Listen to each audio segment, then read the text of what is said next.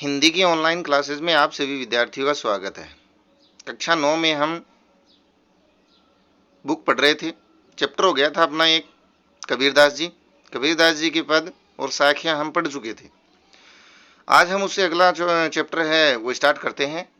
और अगले चैप्टर में हमारे यहाँ बुक में दिया गया है ललद्यद। ललद्यद एक कवयित्री है, कश्मीर प्रदेश की, कश्मीरी भाषा की लोकप्रिय संत कवयित्री है। साधु संतों के रूप में जैसे मीरा ने भक्ति की थी ईश्वर की, ठीक इसी प्रकार इन्होंने भी ईश्वर भक्ति की संत परंपरा के तहत। इनका जन्म 1320 को हुआ था। लगभग कश्मीर में जो पामपोर क्षेत्र है उसके सिमपुरा गांव में हुआ था। उनके जीवन के बारे में प्रामाणिक जानकारी तो नहीं मिलती है। ललद्यद को लल्लेश्वरी भी कहा जाता है, लला भी कहा जाता है, लल योगेश्वरी भी कहा जाता है और ललारिफा भी कहा जाता है। इन नामों से इसको जाना जाता है। उनका देहांत सन 1391 के आसपास माना जाता है। ललद्यद की काव्य शैली को वाक कहा जाता है। कहने का मतलब ये है कि इन्होंने जो पद रचे हैं, काव्य रचा है, उसको वाक कहते हैं। जैसे कबीर के शब्द थे, साखियां थी, पद थे, इनकी काव्य शैली को वाक कहते हैं। जिस तरह हिंदी में कबीर के दोहे हैं, मीरा के पद हैं, तुलसी की चौपाई है, रसखान के सवैये हैं, यानी कि ये छंद है, उसी प्रकार उनके भी वाक बहुत प्रसिद्ध हैं।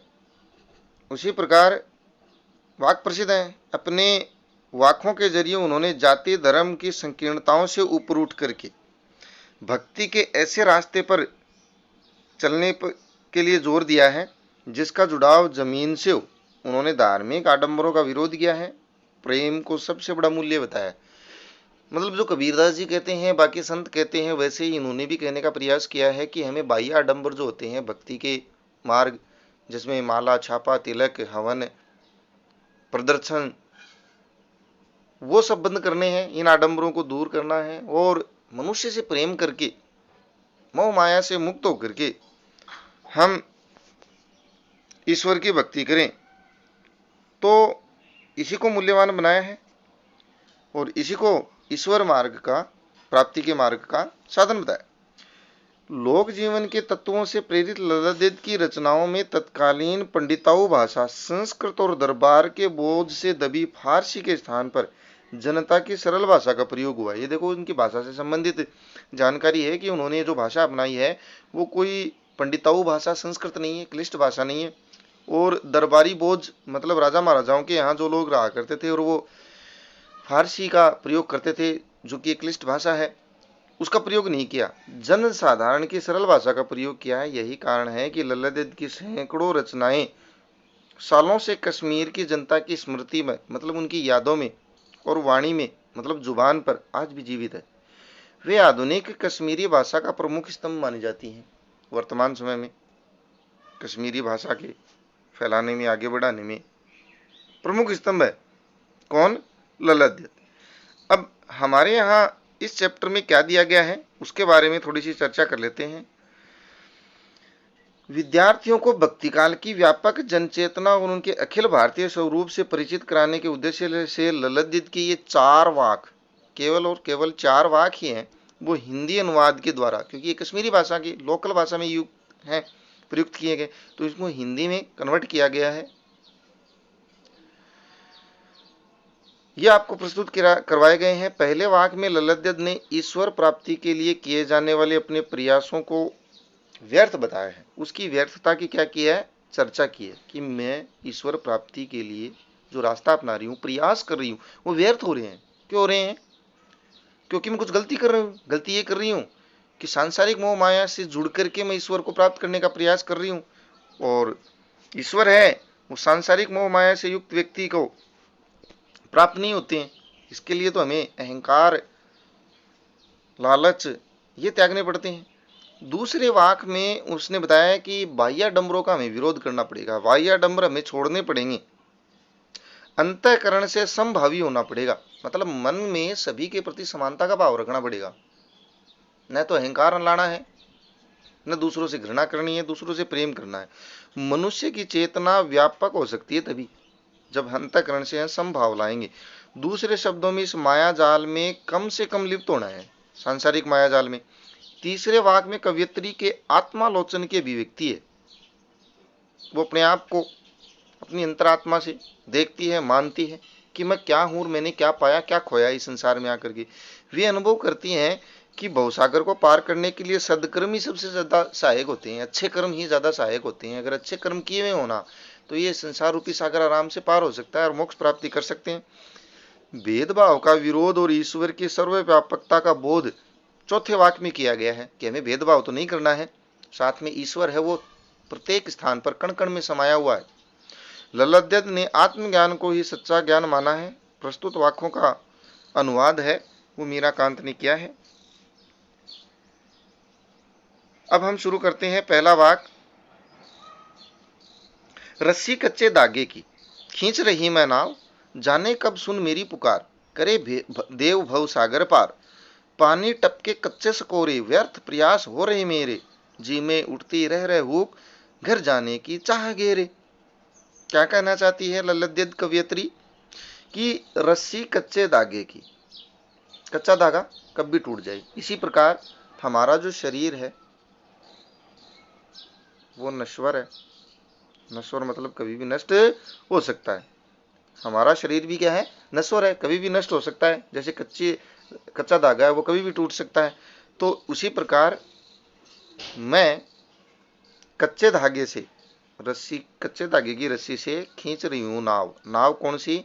जीवन की नाव।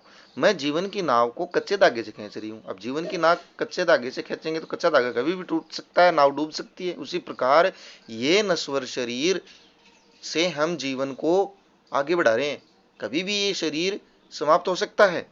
जाने कब सुन मेरी पुकार, लेकिन न जाने कब ईश्वर मेरी पुकार सुनेंगे। मैं बार बार उनको याद करती हूँ, उनकी भक्ति करती हूँ।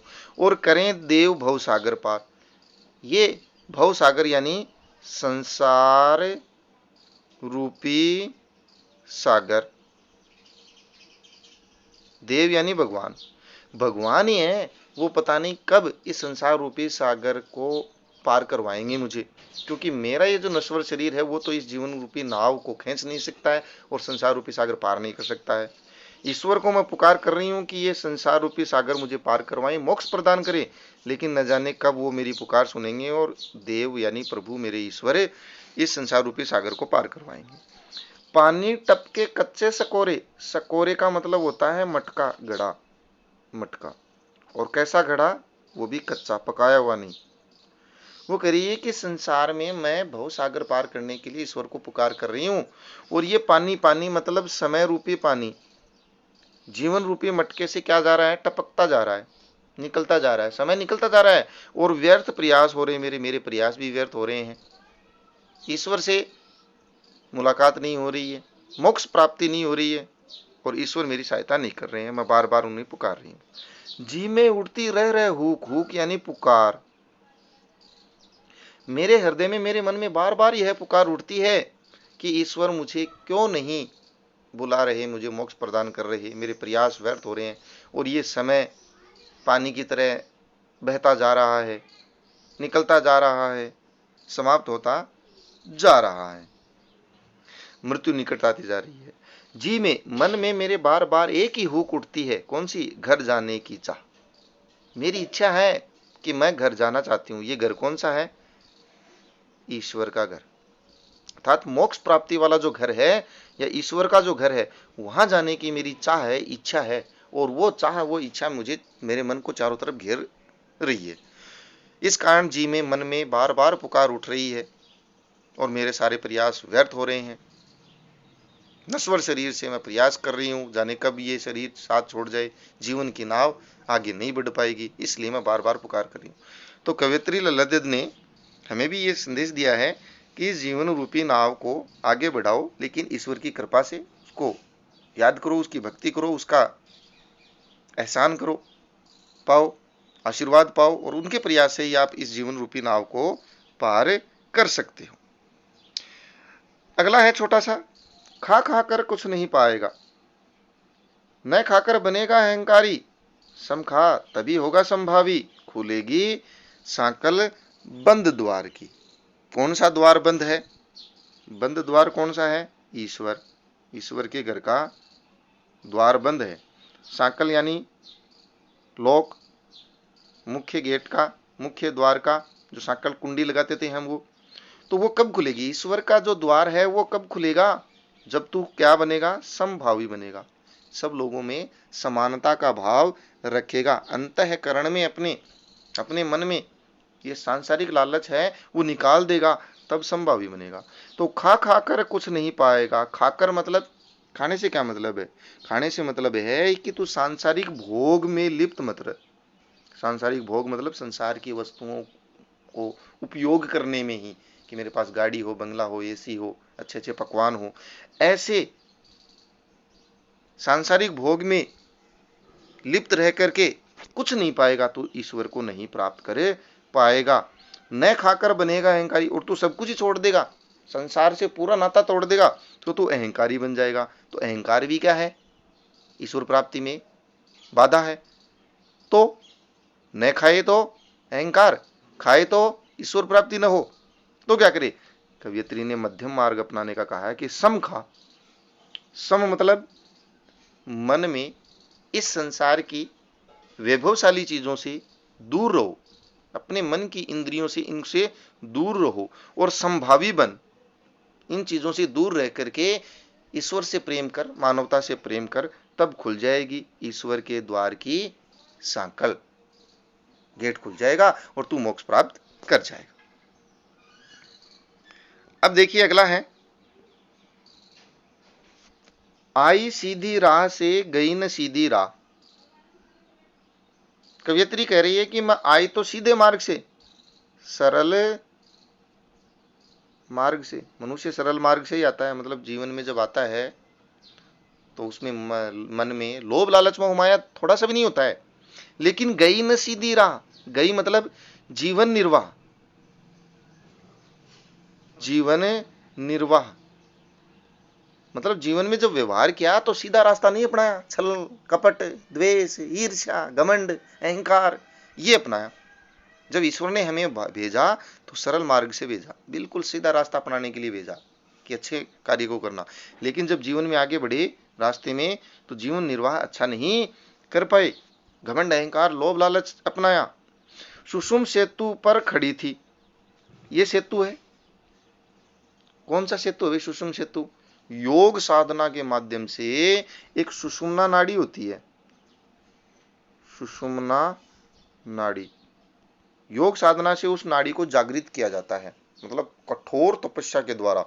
तो मनुष्य है तो कठोर तपस्या करता है फिर ईश्वर को प्राप्त करने में, और वो सुषुम्ना नाड़ी को जागृत कर लेता है। उस स्थान पर खड़ी थी। अब सुषुम्ना नाड़ी को जागृत करने से क्या होगा? कठिन योग साधना करी, ईश्वर प्राप्ति थोड़ी हुआ। बीत गया दिन आह, दिन मतलब समय, महत्वपूर्ण समय बीत गया उस सुषुम्ना नाड़ी मतलब योग साधना में भयंकर कठोर साधना करने से ईश्वर प्राप्ति के लिए समय तो बीत गया, अच्छे कर्म किए नहीं। जब जेब टटोली, अच्छे कर्मों वाली जब जेब देखी कि मेरे पॉकेट में अच्छे कर्म कौन से हैं, कितने हैं, कोड़ी न पाई। कोड़ी मतलब एक पैसा भी प्राप्त नहीं कर पाया। मांझी, मांझी मतलब नाव को चलाने वाला, क्या दूं उतराई, दूं क्या उतराई मतलब इस भव सागर को पार करने के लिए मांझी, ईश्वर रूपी मांझी चाहिए हमें, ईश्वर का साथ चाहिए। और वो ईश्वर जैसे नाव वाला नदी पार कराने के लिए पैसे लेता है, तो उसी प्रकार ईश्वर भी क्या लेता है? सच्चे कर्म लेता है, सच्चे कर्मों की पूंजी लेता है। तो जब हम संसार में सीधे रास्ते से आए लेकिन चले नहीं सीधे रास्ते, सीधा मार्ग अपनाया नहीं, कपट छल किया, सुषुम सेतु पर खड़ी थी, जीवन के अंतिम समय में मेहनत से योग साधना से सुषुम्ना नाड़ी को जागृत किया, समय बीत गया। सुषुम्ना नाड़ी जागृत करने से क्या हुआ? अच्छे कर्मों की जो पोटली थी वो थी नहीं। जब जेब टटोली ईश्वर रूपी मांझी को देने के लिए सच्चे कर्मों वाली, एक कोड़ी नहीं पाई, एक सच्चा कर्म नहीं प्राप्त पाया हमने। अब मांझी को क्या दें ये संसार रूपी नाव प्राप्त करने के, पार कराने के लिए कुछ नहीं दे पाए, तो कैसे पार होगा? तो इसलिए सीधे रास्ते से आते हो तो सच्चे कर्म करो, बुरे कर्म मत करो, सुषुम्ना नाड़ी योग साधना इतनी गठन करने की आवश्यकता नहीं है। समय बीतता जाता है, उस समय को पहचानो और सच्चे कर्मों की पूंजी को अपनाओ, जिससे ईश्वर को सच्चे कर्म रूपी पूंजी दे सको और संसार रूपी सागर पार कर सको। अंतिम है, बिल्कुल सीधा और सरल है, इसमें कोई विशेष नहीं है। थल थल में बसता है शिव ही, शिव यानी ईश्वर परमात्मा। कवियत्री कहती है कि ईश्वर है वो प्रत्येक कण कण में बसता है, भेद न कर इसमें अंतर मत कर। भेद यानी अंतर, हिंदू और मुसलमान। तो हिंदू और मुस्लिम के रूप में, अल्लाह और भगवान के रूप में भेद मत कर। ईश्वर सभी जगह बसता है, कण कण में। ज्ञानी है, अगर तू सच्चा ज्ञानी है, तेरे अंतरात्मा में सच्चा ज्ञान है ईश्वर का, तो स्वयं को जान। सबसे पहले अपने आप को जान कि तूने अच्छे कर्म कितने किए, तू अच्छा कितना इंसान है, तू प्रेम कितना करता है मानवता से। वही है साहिब की पहचान। साहिब का मतलब ईश्वर परमात्मा। साहिब को पहचानने का मतलब है स्वयं को जानना, स्वयं को पहचानना कि हम कितने सच्चे हैं, कितने अच्छे हैं, कितने महान हैं। स्वयं को जान लेंगे तो ये मान लो कि सबको जान लिया, ईश्वर को जान लिया, ईश्वर को प्राप्त कर लिया। तो क्या अच्छी बात बताई है कि ईश्वर एक तो कण कण में बसता है, इसमें भेद नहीं करना चाहिए। हिंदू मुस्लिम लोग भेद न करें, अंतर न करें। अगर सच्चे ज्ञानी है तो स्वयं को जाने, भगवान को पहचाने। वही है ईश्वर के पहचानने का, ईश्वर को जानने का, मोक्ष प्राप्ति का मार्ग, सच्चा मार्ग। तो आज हमने ललध्वज चैप्टर पूरा कर लिया है। वीडियो ध्यानपूर्वक देखने के लिए धन्यवाद। आज के लिए बस इतना ही। कल मिलते हैं नेक्स्ट और अगले आकर्षक वीडियो में। धन्यवाद।